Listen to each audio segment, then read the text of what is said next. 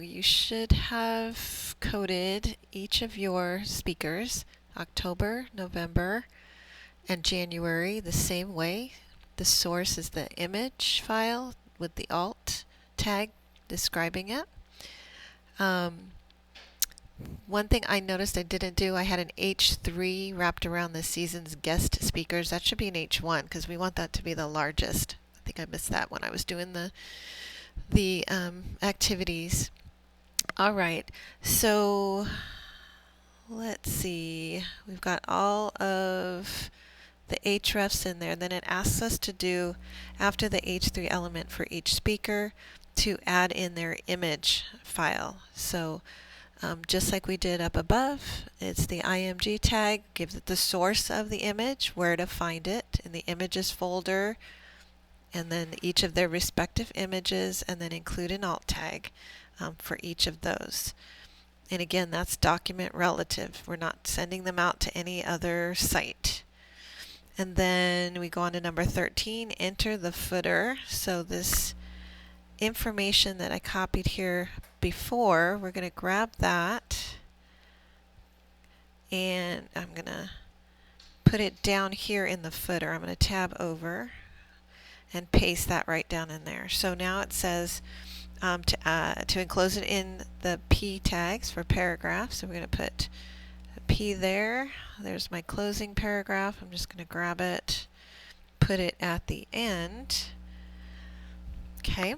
All right, then number 14, we're going to start to format some of these tags. So number 14 says to use the character entities to add quotation marks at the block quote element above. We actually already did that with the left quote and the right quote. I saw it in the example and just figured we might as well do it then. 15 says to add the copyright symbol to the start of the footer. So this little C right here, we're going to take that out because that's just a placeholder for us to know we want that copyright there, but we're going to put in our copyright symbol. So the ampersand, CO, and then I start going, then I get the rest of it right there. So that will give us our copyright. And then number 16, we want to add the soup tags that you need to raise the TH as in 75th. So that was back up here, I believe. Where is it? Keep going. 75th right there. So we want our soup. And then our closing soup is going to be after the TH. So I'm going to get that out there, put it behind it. And there we go. Okay.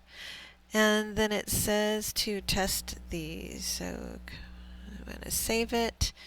And I think I've got my screen right down here below. And I do. So let's see. 75th. Yep, that works.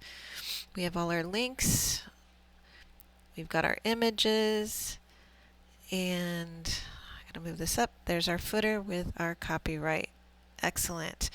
All right, number 17, click on the link for the first speaker page. So that's this here. This should display a page that gives the speaker's name. There we go. And says this page is under construction. All right, so that should work. You can click the browser's back button right here to get back to the page you're originally on. Number 18 wants us to open the tubin.html file that is the speaker's subfolder. Okay, so let's go do that. Put him down here, go back to my folders. In the speakers, I've got Tubin. I'm going to click on that, and then I'm going to drag it over to here, and it will open up for me. And what it also does, these are my working files, so now I have index open and Tubin. Okay, so I can toggle back and forth if I want. So here's the code for that page, and it's right down here below. You see it now becomes the active page. It wants me to add a link within a paragraph element that says return to index page. Okay, so let me go in here. Again, it's got to be on the main, so I'm going to go before my closing main tag, add a paragraph tag, automatically gives me the closing paragraph, and I want it to say return to index page, and it's going to be a hyperlink in order for us to click it and go back. So I already know that. I'm going to put an A tag, I know I've got to give it a hyperlink reference, so href with my open close quotes. And where am I going to send it? Well, I want to send it back to the index page. Well, let's go back to document relative. So I'm inside the speaker folder, so I need to jump back out of the speaker folder to the index. So it's a little different than when we were out here in the index and jumping into a folder, because then we could just put images slash whatever. But if I'm going backwards, I need to put dot dot slash, which says get out of the folder you're in, and then go find what you want. And I want the index.html. Okay. I think that is good. Let's see, I'm going to do my closing.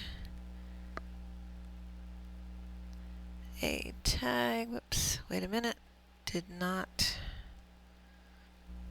put my little closing bracket there.